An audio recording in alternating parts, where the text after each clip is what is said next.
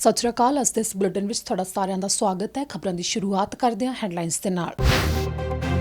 ਸਭ ਤੋਂ ਪਹਿਲਾਂ ਦੱਸਾਂਗੇ ਕਿ ਕੈਨੇਡਾ ਭਰ ਵਿੱਚ ਕੋਰੋਨਾ ਵਾਇਰਸ ਕਾਰਨ ਮਰੀਜ਼ਾਂ ਦੀ ਗਿਣਤੀ ਕਿੰਨੀ ਹੋਈ ਤੇ ਕਿੰਨੇ ਮਰੀਜ਼ ਠੀਕ ਹੋ ਗਏ ਨੇ ਤੇ ਇਸ ਦੇ ਨਾਲ ਹੀ ਮੌਤਾਂ ਦਾ ਅੰਕੜਾ ਕਿੱਥੇ ਪਹੁੰਚ ਗਿਆ।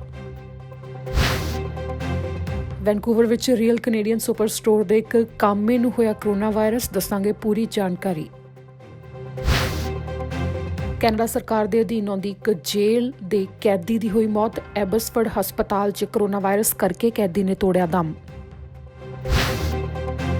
ਖੇਤੀਬਾੜੀ ਦੇ ਵਿੱਚ ਆ ਰਹੀਆਂ ਦਿੱਕਤਾਂ ਤੋਂ ਬਾਅਦ ਕਿਸਾਨਾਂ ਤੇ ਕਿਸਾਨਾਂ ਸੰਬੰਧੀ ਆਰਗੇਨਾਈਜੇਸ਼ਨਸ ਦੇ ਵੱਲੋਂ ਚੁੱਕੇ ਗਏ ਸਵਾਲ। ਫੈਡਰਲ ਸਰਕਾਰ ਤੋਂ ਮੰਗੀ ਮਦਦ, ਨਾਲ ਹੀ ਕਿਹਾ ਕਿ ਅਜਿਹਾ ਹੀ ਰਿਹਾ ਤਾਂ ਆਉਂਦੇ ਸਮੇਂ ਵਿੱਚ ਵਧੇਗੀ ਮਹਿੰਗਾਈ।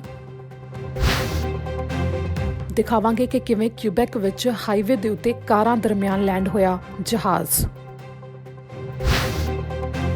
ਬ੍ਰਿਟਿਸ਼ ਕੋਲੰਬੀਆ ਸਰਕਾਰ ਨੇ ਨੌਜਵਾਨਾਂ ਦੀ ਮਾਨਸਿਕ ਪੱਧਰ ਤੇ ਮਦਦ ਵਾਸਤੇ ਸ਼ੁਰੂ ਕੀਤਾ ਇੱਕ ਖਾਸ ਪ੍ਰੋਗਰਾਮ। 24 ਘੰਟੇ 7 ਦਿਨ ਮਿਲੇਗੀ ਸਹੂਲਤ।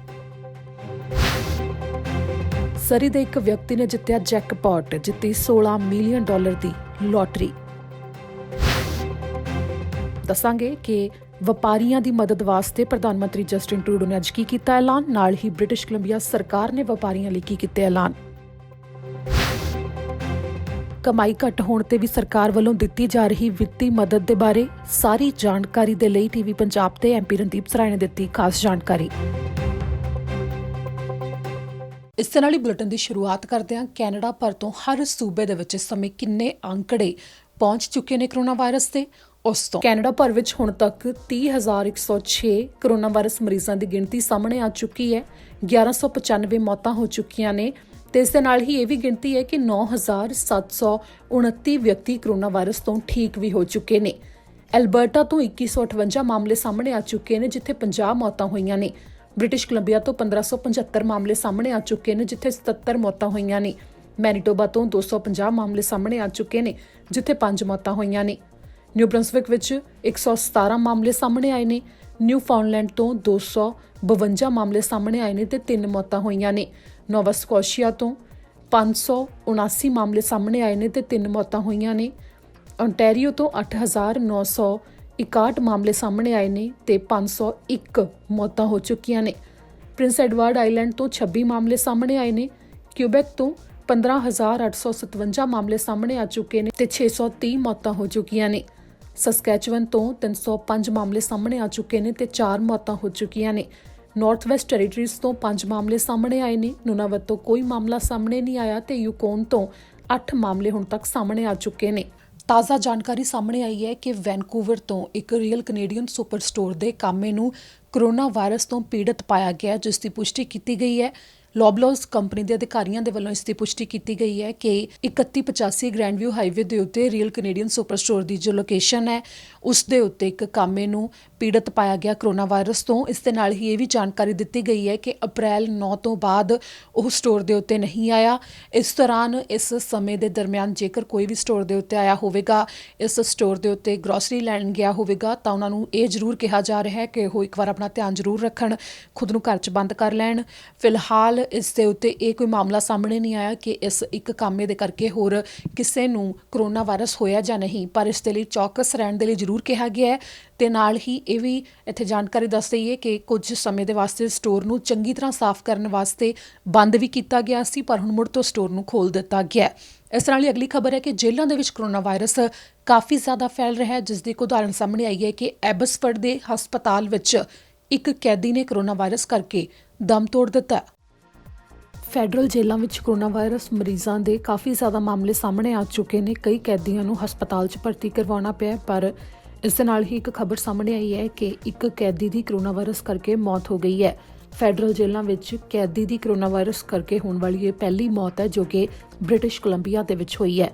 ਇਹ ਕੈਦੀ ਮਿਸ਼ਨ ਇੰਸਟੀਟਿਊਸ਼ਨ ਵਿੱਚ ਸਜ਼ਾ ਕੱਟ ਰਿਹਾ ਸੀ, ਜਿਸ ਦੀ ਪਛਾਣ ਕਰਨ ਤੋਂ ਅਧਿਕਾਰੀਆਂ ਨੇ ਇਨਕਾਰ ਕਰ ਦਿੱਤਾ ਹੈ। ਪਰ ਇਸ ਦੌਰਾਨ ਇਹ ਜ਼ਰੂਰ ਜਾਣਕਾਰੀ ਦਿੱਤੀ ਗਈ ਹੈ ਕਿ ਕੋਵਿਡ-19 ਦੇ ਕਰਕੇ ਉਸ ਦੀ ਹਾਲਤ ਖਰਾਬ ਸੀ, ਜਿਸ ਤੋਂ ਬਾਅਦ ਉਸ ਨੂੰ ਐਬਸਫੋਰਡ ਰੀਜਨਲ ਹਸਪੀਟਲ ਦੇ ਵਿੱਚ ਭਰਤੀ ਕਰਵਾਇਆ ਹੋਇਆ ਸੀ ਤੇ ਹਸਪਤਾਲ ਦੇ ਵਿੱਚ ਹੀ ਉਸ ਕੈਦੀ ਨੇ ਦਮ ਤੋੜ ਦਿੱਤਾ। ਇਸ ਦੌਰਾਨ ਅਧਿਕਾਰੀਆਂ ਦੇ ਵੱਲੋਂ ਜਾਣਕਾਰੀ ਦਿੱਤੀ ਗਈ ਹੈ ਕਿ ਸਭ ਤੋਂ ਜ਼ਿਆਦਾ ਹੁਣ ਤੱਕ ਕੈਦੀਆਂ ਦਰਮਿਆਨ ਕੋਰੋਨਾ ਵਾਇਰਸ ਮਰੀਜ਼ਾਂ ਦੇ ਮਾਮਲੇ ਬ੍ਰਿਟਿਸ਼ ਕੋਲੰਬੀਆ ਤੋਂ ਹੀ ਸਾਹਮਣੇ ਆਏ ਨੇ।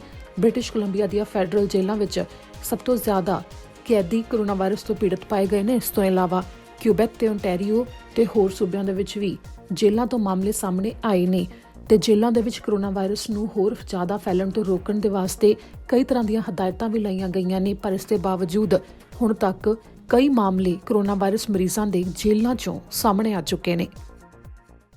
ਕਿਸਾਨਾਂ ਵੱਲੋਂ ਕਾਫੀ ਜ਼ਿਆਦਾ ਇਸ ਸਮੇਂ ਸਵਾਲ ਚੁੱਕੇ ਜਾ ਰਹੇ ਨੇ, ਜਿਨ੍ਹਾਂ ਦੇ ਵੱਲੋਂ ਆਰਗੇਨਾਈਜੇਸ਼ਨਸ ਦੇ ਵੱਲੋਂ ਵੀ ਫੈਡਰਲ ਸਰਕਾਰ ਤੋਂ ਮਦਦ ਦੀ ਮੰਗ ਕੀਤੀ ਜਾ ਰਹੀ ਹੈ। ਫੋਰਨ ਵਰਕਰਸ ਜੋ ਬਾਹਰਲੇ ਮੁਲਕਾਂ ਤੋਂ ਕੰਮ ਆਉਣੇ ਸੀ, ਉਹਨਾਂ ਦੀ ਕਮੀ ਦਾ ਵੀ ਸਾਹਮਣਾ ਕਰ ਰਹੇ ਨੇ ਕਿਸਾਨ। ਫਾਰਮਾਂ ਵਿੱਚ ਕੰਮ ਕਰਨ ਨੂੰ ਵੀ ਕਾਫੀ ਜ਼ਿਆਦਾ ਦਿੱਕਤ ਆਈ ਪਈ ਹੈ, ਜਿਸ ਦਾ ਨਤੀਜਾ ਇਹ ਨਿਕਲਦਾ ਦਿਖਾਈ ਦੇ ਰਿਹਾ ਹੈ ਕਿ ਆਉਂਦੇ ਸਮੇਂ ਵਿੱਚ ਸਪਲਾਈ ਫੂਡ ਦੀ ਜਿਹੜੀ ਉਹਦੇ 'ਤੇ ਅਸਰ ਪਵੇਗਾ ਤੇ ਨਾਲ ਹੀ ਮਹਿੰਗਾਈ ਵੀ ਵਧੇਗੀ। ਕੈਨੇਡੀਅਨ ਫੈਡਰੇਸ਼ਨ ਆਫ ਐਗਰੀਕਲਚਰ ਵੱਲੋਂ ਜਸਟਿਨ ਟਰੂਡੋ ਸਰਕਾਰ ਤੋਂ ਮੰਗ ਕੀਤੀ ਗਈ ਹੈ ਕਿ ਜਲਦ ਤੋਂ ਜਲਦ ਖੇਤੀਬਾੜੀ ਦੇ ਖੇਤਰ ਵਿੱਚ ਸਖਤ ਕਦਮ ਚੁੱਕੇ ਜਾਣ, ਜਿਸ ਤਹਿਤ ਕਿਸਾਨਾਂ ਦੀ ਮਦਦ ਕੀਤੀ ਜਾ ਸਕੇ, ਕਿਉਂਕਿ ਇਸ ਸਮੇਂ ਜੋ ਹਾਲਾਤ ਚੱਲ ਰਹੇ ਨੇ ਤੇ ਵੱਡੇ ਪੱਧਰ ਦੇ ਉੱਤੇ ਕਿਸਾਨਾਂ ਵੱਲੋਂ ਮੰਗ ਕੀਤੀ ਜਾ ਰਹੀ ਹੈ, ਉਸ ਤੋਂ ਜੋ ਨਤੀਜੇ ਨਿਕਲਣੇ ਨੇ ਜੇਕਰ ਇਹਨਾਂ ਲੋੜਾਂ ਨੂੰ ਨਾ ਪੂਰਾ ਕੀਤਾ ਗਿਆ, ਉਹ ਕੈਨੇਡਾ ਭਰ ਦੇ ਵਿੱਚ ਭੋਜਨ ਦੀ ਸਪਲਾਈ ਤੇ ਅਸਰ ਪਾ ਸਕਦੇ ਨੇ।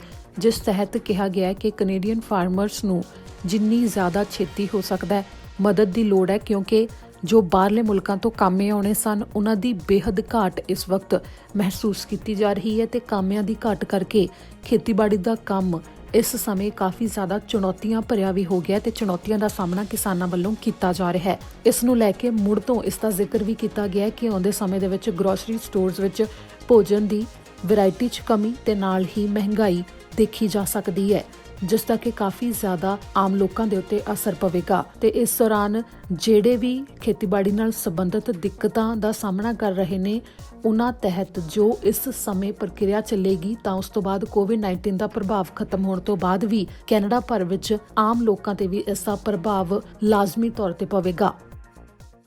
ਇੱਥੇ ਇਸ ਦੇ ਬਾਰੇ ਅਸੀਂ MP ਰਣਦੀਪ ਸਰਾਏ ਨੂੰ ਵੀ ਸਵਾਲ ਪੁੱਛਿਆ ਸੀ। ਤੁਹਾਨੂੰ ਸੁਣਾਉਂਦੇ ਹਾਂ ਕਿ ਮਹਿੰਗਾਈ ਵਧਣ ਦੇ ਬਾਰੇ ਉਹਨਾਂ ਨੇ ਕੀ ਕਿਹਾ। ਐਗਰੀਕਲਚਰ ਮਿਨਿਸਟਰ ਦੇ ਵੱਲੋਂ ਜਿਹੜਾ ਐਲਾਨ ਕੀਤਾ ਗਿਆ, ਉਹਦੇ ਵਿੱਚ ਜਾਣਕਾਰੀ ਦਿੱਤੀ ਗਈ ਹੈ ਕਿ ਆਉਂਦੇ ਸਮੇਂ ਦੇ ਵਿੱਚ ਕੋਵਿਡ-19 ਦੇ ਕਰਕੇ ਫੂਡ ਆਈਟਮਸ ਦੀ ਜਿਹੜੀ ਵੈਰਾਈਟੀ ਹੈ ਗਰੋਸਰੀ ਸਟੋਰਸ ਦੇ ਵਿੱਚ ਉਹ ਘੱਟ ਹੋ ਸਕਦੀ ਹੈ ਤੇ ਨਾਲ ਹੀ ਜਿੰਨੇ ਵੀ ਜਿਹੜੇ ਫੂਡ ਆਈਟਮਸ ਆ ਮਹਿੰਗੀਆਂ ਹੋ ਸਕਦੀਆਂ ਨੇ। ਤੇ ਉਹ ਕੀ ਹੈ ਕਿ ਕਦੋਂ ਤੱਕ ਉਹ ਐਵੇਂ ਸਾਹਮਣਾ ਕਰਨਾ ਪੈ ਸਕਦਾ। ਦੇਖੋ, ਇਹ ਚੀਜ਼ਾਂ ਉਹਨਾਂ ਨੂੰ ਪ੍ਰਪੇਅਰ ਹੋਣਾ ਪੈਂਦਾ, ਕਿਉਂਕਿ ਟੈਂਪਰੇਰੀ ਫੋਰਨ ਵਰਕਰ ਵੀ ਹੁਣ ਫਲਾਈਟਾਂ ਡਿਫਰੈਂਟ ਕੰਟਰੀਆਂ ਦਾ ਔਖੀਆਂ। ਫੋਰ ਐਗਜ਼ਾਮਪਲ ਇੰਡੀਆ ਤੋਂ ਟੈਂਪਰੇਰੀ ਫੋਰਨ ਵਰਕਰ ਆ ਨਹੀਂ ਸਕਦਾ, ਕੈਨੇਡਾ ਦੀ ਰੋਕ ਕਰਕੇ ਨਹੀਂ, ਪਰ ਉਹਨਾਂ ਕੋਲ ਕਿਉਂਕਿ ਫਲਾਈਟਾਂ ਨਹੀਂ ਖੁੱਲ੍ਹੀਆਂ। ਮੈਕਸੀਕੋ ਦਾ ਹੋਰਾਂ ਤੋਂ ਵੀ ਸੇਮ ਪ੍ਰੋਬਲਮ ਹੈ, ਉਹ ਚਾਰਟਰ ਕਰਕੇ ਫਲਾਈਟਾਂ ਲਿਆਉਣੀਆਂ ਪੈਂਦੀਆਂ। ਸੋ ਜੇ ਵਰਕਰ ਘੱਟ ਹੋਣਗੇ ਫਸਲ ਨੂੰ ਵੱਢਣ ਵਾਸਤੇ ਜਾਂ ਲਿਆਉਣ ਵਾਸਤੇ ਤਾਂ ਸ਼ੋਰਟੇਜ ਆ ਸਕਦੀ ਆ। ਸੋ ਅਸੀਂ ਕੋਸ਼ਿਸ਼ ਕਰ ਰਹੇ ਇਸ ਦੇ ਨਾਲ US ਦੇ ਵਿੱਚ ਉਹਨਾਂ ਦੀ ਆਪ ਦੀਆਂ ਪ੍ਰੋਬਲਮਾਂ। ਸੋ ਸਾਡੇ ਮੋਸਟਲੀ ਸਪਲਾਈ ਚੇਨ ਜਿਹੜੇ ਕੈਨੇਡਾ ਦੇ ਆ ਉਹ ਨੌਰਥ ਸਾਊਥ ਆ, ਮਤਲਬ ਕੈਲੀਫੋਰਨੀਆ ਤੋਂ ਸਬਜ਼ੀਆਂ ਵਗੈਰਾ ਇੱਥੇ ਆਉਂਦੀਆਂ ਅਤੇ ਇੱਥੇ ਦੀਆਂ ਉੱਧਰ ਨੂੰ ਜਾਂਦੀਆਂ। ਇਸੇ ਤਰ੍ਹਾਂ ਉੱਧਰ ਈਸਟ ਕੋਸਟ ਦੇ ਵਿੱਚ ਆ। ਸੋ ਸਾਨੂੰ ਸਪਲਾਈ ਚੇਨ ਬਦਲਣੇ ਪੈਣੇ ਆ, ਜਿਵੇਂ ਈਸਟ ਟੂ ਵੈਸਟ ਤਾਂ ਵੈਸਟ ਟੂ ਈਸਟ ਕਰਨੇ ਪੈਣੇ ਆ instead of north to south, ਜੇ ਉਹ ਚੀਜ਼ ਆਵੇ। ਪਰ generally Canada net food producer ਹੈਗਾ, ਪਲੱਸ ਪ੍ਰੋਡਿਊਸ ਕਰਦਾ, ਜਿਵੇਂ ਸਾਡੇ ਪੋਟੇਟੋਜ਼, ਕਣਕ, ਲੈਂਟਲਸ, ਦਾਲਾਂ, berries, apples, fruit, green peppers, greenhouse ਸਾਡੇ ਕੋਲ ਬਹੁਤ ਆ। ਸੋ ਕਿਸੇ ਨੂੰ ਆਈ ਥਿੰਕ ਇਹਦੀ ਚਿੰਤਾ ਨਹੀਂ ਕਰਨ ਦੀ ਲੋੜ। ਉੱਦਾਂ ਹੁਣ ਇਹ ਕਿਹਾ ਜ਼ਰੂਰ ਕਿ ਜੇ ਡਿਸਰਪਸ਼ਨ ਹੋਈਆਂ ਸਪਲਾਈ ਚੇਨਾਂ ਦੇ ਵਿੱਚ ਥੋੜ੍ਹਾ ਚਿਰ ਮਹਿੰਗਾਈ ਹੋ ਸਕਦੀ ਆ, ਉਸ ਦੇ ਵਿੱਚ ਫਿਰ ਸਾਨੂੰ ਸਵਿਚ ਕਰਨਾ ਪੈਣਾ। ਔਰ ਮੇਰੇ ਖਿਆਲ ਜਿਹੜੇ ਵੱਡੇ ਗਰੋਸਰੀ ਸਟੋਰਸ ਹੈਗੇ ਔਰ ਵੱਡੀਆਂ ਸਪਲਾਈ ਚੇਨਾਂ ਆਲਰੇਡੀ ਇਹਨੂੰ ਫੈਕਟਰ ਕਰ ਰਹੀਆਂ, ਵਿੱਚ ਸਾਨੂੰ ਮੈਕਸੀਕੋ ਤੋਂ ਅਮਰੀਕਾ ਤੋਂ ਕਿਤੇ ਰੋਕ ਹੋ ਗਈ ਤਾਂ ਬਾਈ ਸ਼ਿਪ ਲਿਆਉਣਾ ਪੈਣਗੇ, ਕੀ ਕਰੀਏ? ਜਾਂ ਸਾਨੂੰ ਜੇ ਨੌਰਥ ਟੂ ਸਾਊਥ ਦੇ ਬਗੈਰ east to west supply chain change ਕਰਨੀ ਪਊ, ਅਸੀਂ ਕਿਸ ਤਰ੍ਹਾਂ ਕਰਾਂਗੇ? ਔਰ ਕਾਫੀ ਮੋਬਾਈਲ ਕੈਨੇਡਾ ਹੈਗਾ ਉਹ ਕਰ ਸਕੂਗਾ। ਪਰ ਅਸੀਂ ਉਹਨਾਂ ਦੀ ਸਹਾਇਤਾ ਕਰਨ ਵਾਸਤੇ ਜਿਵੇਂ ਟੈਂਪਰੇਰੀ ਫੋਰਨ ਵਰਕਰਾਂ ਨੂੰ ਆ ਕੇ 14 ਦਿਨ ਕੁਆਰੰਟੀਨ ਕਰਨਾ ਪੈਂਦਾ, ਅਸੀਂ ਉਹ ਵੀ ਕੀਤਾ ਕਿ ਉਹਨਾਂ ਨੂੰ ਪੇ ਜ਼ਰੂਰ ਦੇਣੀ ਪੈਣੀ ਹੈ, ਕਿਉਂਕਿ ਕੈਨੇਡਾ ਦਾ ਕਾਨੂੰਨ ਦੇ ਮੁਤਾਬਕ ਤੁਹਾਨੂੰ ਜਦੋਂ ਵਰਕਰ ਨੂੰ ਤੁਸੀਂ ਲਿਆਉਂਦੇ ਜੇ ਕੁਆਰੰਟੀਨ ਕੀਤਾ ਜਾਂਦਾ ਉਹਨੂੰ ਪੇ ਕਰਨੀ ਪੈਂਦੀ। ਪਰ ਉਹ ਫਾਰਮਰਾਂ ਲਈ ਔਖਾ ਸੀ, ਕਿਉਂਕਿ 14 ਦਿਨ ਉਹਨਾਂ ਨੂੰ ਫਸਲ ਦੇ ਕੋਈ ਕੰਮ ਨਹੀਂ ਹੋਣਾ, ਪਰ ਉਹਨੂੰ ਪੇ ਕਰਨਾ ਪੈਣਾ। ਉਹਨਾਂ ਵਾਸਤੇ ਪਰ ਟੈਂਪਰੇਰੀ ਫੋਰਨ ਵਰਕਰ ਜਿਹੜਾ ਉਹਨਾਂ ਦੇ ਫਾਰਮ 'ਤੇ ਕੰਮ ਕਰੂਗਾ, ਜਿਹੜਾ ਕੁਆਰੰਟੀਨ ਹੋਊਗਾ, ਉਹਨੂੰ $1,500 ਮਿਲੂਗਾ। ਸੋ ਬੇਸਿਕਲੀ ਜਿੰਨੀ ਉਹਦੀ ਸੈਲਰੀ ਉਹ 15 ਦਿਨਾਂ ਦੀ ਉਹ ਸਰਕਾਰ ਦੇਊਗੀ, ਤਾਂ ਕਿ ਉਹਨਾਂ ਨੂੰ ਕੋਈ ਉਹ ਪਰਸਨਲ ਪਿੰਚ ਨਾ ਹੋਵੇ, ਫੀਲ ਨਾ ਹੋਵੇ। ਉਧਰ ਬ੍ਰਿਟਿਸ਼ ਕੋਲੰਬੀਆ ਸਰਕਾਰ ਨੇ ਪੋਸਟ ਸੈਕੰਡਰੀ ਸਟੂਡੈਂਟਸ ਦੀ ਮਦਦ ਦੇ ਵਾਸਤੇ ਇੱਕ ਖਾਸ ਪ੍ਰੋਗਰਾਮ ਦੀ ਸ਼ੁਰੂਆਤ ਕੀਤੀ ਹੈ, ਜਿਸ ਦੇ ਵਾਸਤੇ ਫੰਡਿੰਗ ਦਿੱਤੀ ਜਾ ਰਹੀ ਹੈ। ਤੁਹਾਨੂੰ ਦਿਖਾਉਂਦੇ ਹਾਂ ਕਿ ਆਖਿਰ ਕੀ ਹੈ ਇਹ ਪ੍ਰੋਗਰਾਮ ਤੇ ਤੁਸੀਂ ਵੀ ਕਿਵੇਂ ਲੈ ਸਕਦੇ ਹੋ ਮਦਦ। ਬ੍ਰਿਟਿਸ਼ ਕੋਲੰਬੀਆ ਸਰਕਾਰ ਵੱਲੋਂ ਪੋਸਟ ਸੈਕੰਡਰੀ ਸਟੂਡੈਂਟਸ ਵਾਸਤੇ ਇੱਕ ਖਾਸ ਐਲਾਨ ਕੀਤਾ ਗਿਆ, ਜਿਸ ਦੇ ਵਿੱਚ ਹੇਅਰ ਟੂ ਟਾਕ ਨਾਮਕ ਐਪ ਫੋਨ ਦੇ ਉੱਤੇ ਤੇ ਵੈਬਸਾਈਟ ਦੇ ਰਾਹੀਂ ਸਰਵਿਸ ਦਿੱਤੀ ਜਾ ਰਹੀ ਹੈ, ਜੋ ਕਿ 7 ਦਿਨ 24 ਘੰਟੇ ਕਦੀ ਵੀ ਇਸ ਸਰਵਿਸ ਦੀ ਵਰਤੋਂ ਕੀਤੀ ਜਾ ਸਕੇਗੀ। ਬ੍ਰਿਟਿਸ਼ ਕੋਲੰਬੀਆ ਦੇ ਵਿੱਚ ਜਿੰਨੇ ਵੀ ਪੋਸਟ ਸੈਕੰਡਰੀ ਇੰਸਟੀਟਿਊਸ਼ਨ ਨੇ ਉਹ ਇਸ ਸਰਵਿਸ ਦੇ ਤਹਿਤ ਆਪਣੇ ਆਪ ਮੁਫਤ ਦੇ ਵਿੱਚ ਕਨੈਕਟ ਹੋ ਜਾਣਗੇ, ਜਿਸ ਦੇ ਲਈ ਹਰ ਸਾਲ $1.5 ਮਿਲੀਅਨ ਅਗਲੇ 3 ਸਾਲ ਤੱਕ ਹੇਅਰ ਟੂ ਟਾਕ ਪ੍ਰੋਗਰਾਮ ਦੇ ਲਈ ਸਰਕਾਰ ਵੱਲੋਂ ਦਿੱਤਾ ਜਾ ਰਿਹਾ ਹੈ।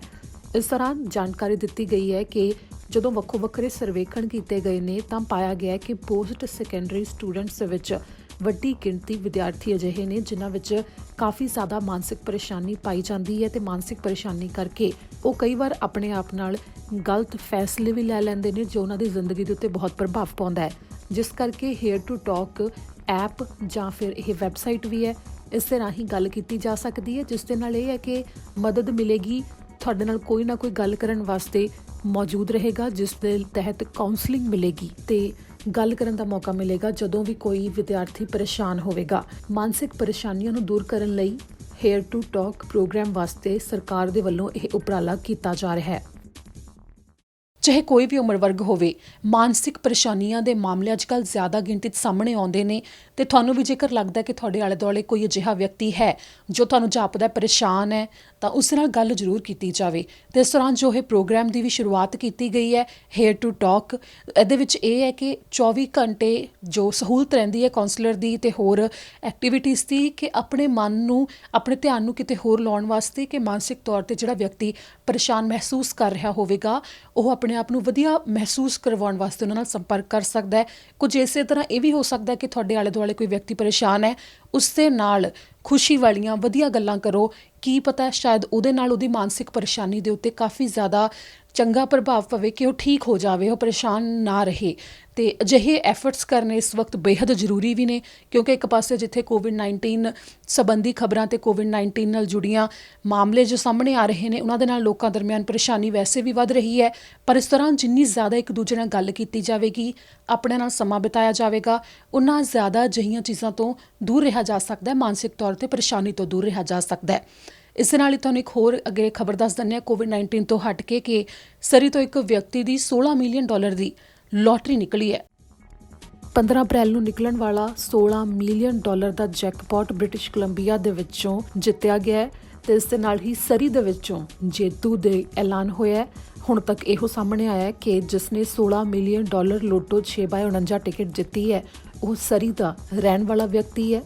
ਤੇ ਇਸ ਸੰਬੰਧੀ ਜਾਣਕਾਰੀ ਦਿੰਦੇ ਹੋਏ ਨਾਲ ਹੀ ਇਹ ਵੀ ਕਿਹਾ ਗਿਆ ਹੈ ਕਿ ਫਿਲਹਾਲ ਤੱਕ ਤਾਂ ਇਸ $16 ਮਿਲੀਅਨ ਦੇ ਨਾਲ ਕੋਵਿਡ-19 ਦੇ ਕਰਕੇ ਜੋ ਹਾਲਾਤ ਬਣੇ ਹੋਏ ਨੇ, ਬਾਹਰ ਜਾ ਕੇ ਘੁੰਮਣ ਤੇ ਪੈਸਾ ਉਡਾਉਣ ਦਾ ਮੌਕਾ ਨਹੀਂ ਮਿਲ ਸਕਦਾ, ਪਰ ਆਪਣੇ ਜਿੰਨੇ ਵੀ ਹੁਣ ਤੱਕ ਕਰਜ਼ ਹੋਣਗੇ ਜਾਂ ਹੋਰ ਚੀਜ਼ਾਂ ਖਰੀਦਣ ਦੇ ਸੰਬੰਧੀ ਕੰਮ ਹੋਵੇਗਾ ਉਹ ਜ਼ਰੂਰ ਕੀਤਾ ਜਾ ਸਕਦਾ ਹੈ। ਇਸ ਦੇ ਨਾਲ ਹੀ BCLC ਵੱਲੋਂ ਕਿਹਾ ਗਿਆ ਕਿ 186681502222 ਦੇ ਉੱਤੇ ਸੰਪਰਕ ਕੀਤਾ ਜਾ ਸਕਦਾ ਹੈ, ਜਿਨੇ ਇਹ ਲੋਟਰੀ ਜਿੱਤੀ ਹੈ, ਜਿਸ ਸੰਬੰਧੀ ਆਪਣਾ ਪ੍ਰਾਈਜ਼ ਉਸਦੇ ਵੱਲੋਂ ਲਿਆ ਜਾ ਸਕਦਾ ਹੈ। ਹੁਣ ਤੱਕ ਵਿਅਕਤੀ ਦੀ ਪਛਾਣ ਤਾਂ ਨਹੀਂ ਹੋਈ ਹੈ, ਪਰ ਇਹ ਦੱਸਿਆ ਗਿਆ ਹੈ ਕਿ ਸਰੀ ਦੇ ਵਿੱਚ ਰਹਿਣ ਵਾਲਾ ਵਿਅਕਤੀ ਹੈ ਜਿਸ ਨੂੰ ਕਿ $16 ਮਿਲੀਅਨ ਦੀ ਲੋਟਰੀ ਲੱਗੀ ਹੈ।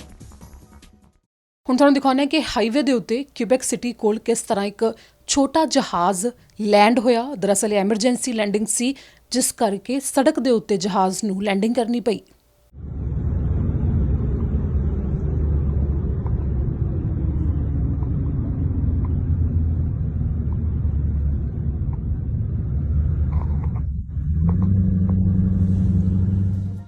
ਕਿਊਬੈਕ ਸਿਟੀ ਕੋਲ ਹਾਈਵੇ 40 ਦੇ ਉੱਤੇ ਅੱਜ ਇੱਕ ਜਹਾਜ਼ ਲੈਂਡ ਹੁੰਦਾ ਦਿਖਾਈ ਦਿੱਤਾ। ਕਾਰਾਂ ਦੇ ਦਰਮਿਆਨ ਹਾਈਵੇ ਤੇ ਜਹਾਜ਼ ਲੈਂਡ ਹੋਇਆ। ਸਵੇਰੇ 10:40 ਦੇ ਉੱਤੇ ਲੋਕਾਂ ਵੱਲੋਂ ਪੁਲਿਸ ਨੂੰ ਫੋਨ ਕੀਤੇ ਗਏ। ਪੁਲਿਸ ਅਧਿਕਾਰੀ ਮੌਕੇ ਤੇ ਪਹੁੰਚੇ, ਪਰ ਇਸ ਦੌਰਾਨ ਬਚਾ ਰਿਹਾ ਕਿ ਕਿਸੇ ਦਾ ਵੀ ਕੋਈ ਨੁਕਸਾਨ ਨਹੀਂ ਹੋਇਆ। ਛੋਟਾ ਜਹਾਜ਼ ਜਦੋਂ ਹਾਈਵੇ ਉੱਤੇ ਲੈਂਡ ਹੋ ਰਿਹਾ ਸੀ ਤਾਂ ਉਸ ਸਮੇਂ ਟ੍ਰੈਫਿਕ ਵੀ ਹਾਈਵੇ ਦੇ ਉੱਤੇ ਸੀਗੀ ਕਾਫੀ, ਤੇ ਇਸ ਦੌਰਾਨ ਕਾਰਾਂ ਦੇ ਦਰਮਿਆਨ ਜਹਾਜ਼ ਨੂੰ ਲੈਂਡ ਕਰਨਾ ਪਿਆ। ਇਸ ਸੰਬੰਧੀ ਜਾਣਕਾਰੀ ਇਹ ਦਿੱਤੀ ਜਾ ਰਹੀ ਹੈ ਕਿ ਐਮਰਜੈਂਸੀ ਲੈਂਡਿੰਗ ਕਰਨੀ ਪਈ ਹੈ ਕਿਉਂਕਿ ਪਾਇਲਟ ਨੂੰ ਕਿਸੇ ਦਿੱਕਤ ਦਾ ਸਾਹਮਣਾ ਕਰਨਾ ਪੈ ਗਿਆ ਸੀ, ਤਾਂ ਤੁਰੰਤ ਹਾਈਵੇ ਦੇ ਉੱਤੇ ਹੀ ਜਹਾਜ਼ ਨੂੰ ਉਤਾਰਨਾ ਪਿਆ। ਪਰ ਫਿਲਹਾਲ ਇਸ ਦੇ ਉੱਤੇ ਜਾਂਚ ਚੱਲ ਰਹੀ ਹੈ। ਹਜੇ ਇਹ ਨਹੀਂ ਦੱਸਿਆ ਗਿਆ ਕਿ ਆਖਿਰ ਐਮਰਜੈਂਸੀ ਲੈਂਡਿੰਗ ਕਰਨ ਦਾ ਮੁੱਖ ਕਾਰਨ ਹੈ ਕੀ ਸੀ।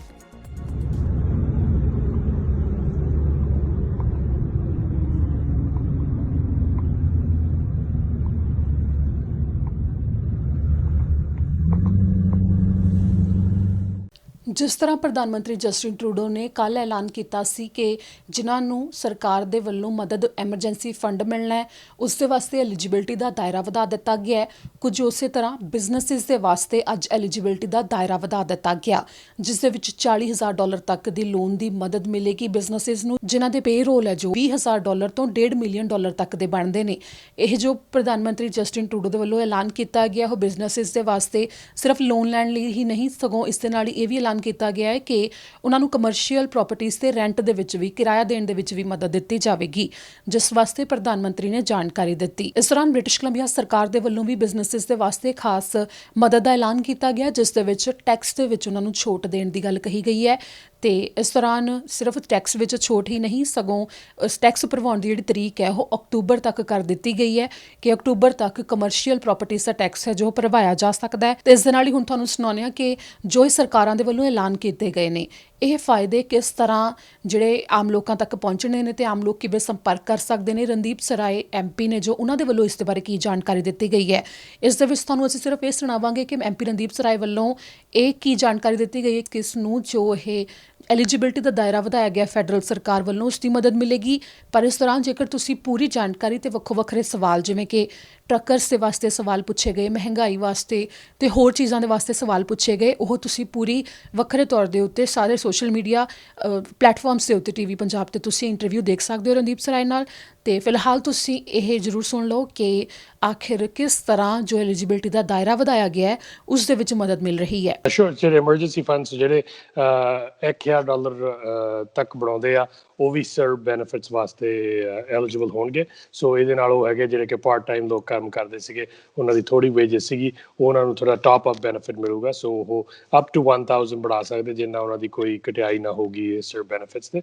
ਇਸੇ ਤਰ੍ਹਾਂ ਜਿਹੜੇ ਹੈਲਥ ਕੇਅਰ ਵਰਕਰਸ ਆ ਜਿਹੜੇ 2500 ਤੋਂ ਘੱਟ ਬਣਾ ਰਹੇ ਆ ਇਸ ਵੇਲੇ, ਉਹਨਾਂ ਨੂੰ ਟਾਪ ਅਪ ਕੀਤਾ ਜਾਊਗਾ ਤਾਂ ਕਿ ਉਹ ਐਟਲੀਸਟ 2500 ਅ ਮੰਥ ਕਰਨਗੇ। ਸੋ ਇਹ ਖਾਸ ਕਰਕੇ ਜਿਹੜੇ ਕੇਅਰ ਏਡਸ ਹੈਗੀਆਂ ਜਿਹੜੀਆਂ ਹਸਪੀਟਲ ਦੇ ਐਸੈਂਸ਼ੀਅਲ ਸਟਾਫ ਜਾਂ ਕੁਕਿੰਗ ਕਲੀਨਿੰਗ ਉਹਨਾਂ ਵਾਸਤੇ ਅਸਿਸਟ ਕਰਨ ਲਈ। ਕਈ ਲੋਕ ਅੱਗੇ 2 ਹਸਪੀਟਲਾਂ 'ਚ ਕੰਮ ਕਰਦੇ ਹੁੰਦੇ ਸੀ, 20 ਘੰਟੇ ਇੱਕ ਹਸਪੀਟਲ 20 ਘੰਟੇ ਦੂਸਰੇ ਹਸਪੀਟਲ 'ਚ, ਹੁਣ ਉਹਨੇ ਬੰਦ ਕਰ ਦਿੱਤਾ ਕਿਉਂਕਿ ਉਹ COVID-19 ਨੂੰ ਬਿਮਾਰੀ ਨੂੰ ਕੈਰੀ ਕਰਨ ਤੋਂ ਬਚਾਅ ਕਰਨ BC ਨੇ ਵੀ ਕੀਤਾ, ਮੇਰੇ ਖਿਆਲ ontario ਵੀ ਹੁਣ ਕਰ ਰਿਹਾ।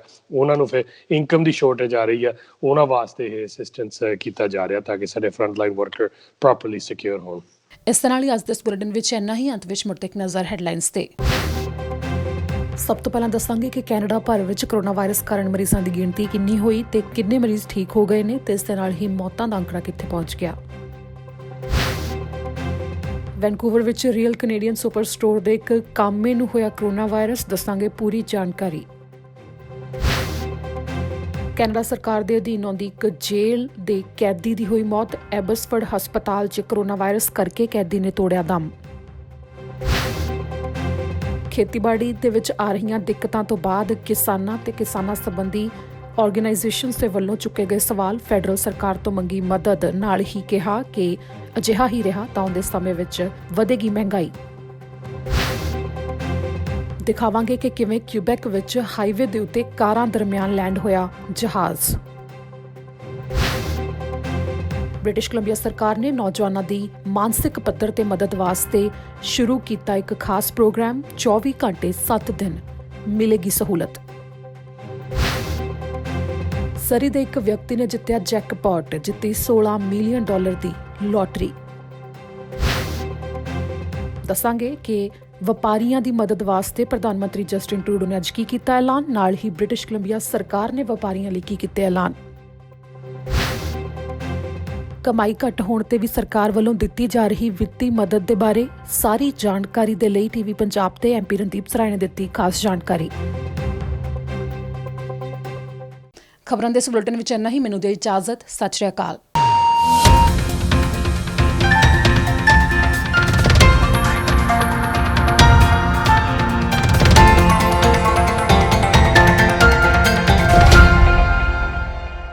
ਸਤਿ ਸ਼੍ਰੀ ਅਕਾਲ ਜੀ, ਮੈਂ ਨਿਰਮਲ ਮਾਨ ਊੜਾ ਡੈਟ ਸੈਟਲਮੈਂਟ ਤੋਂ।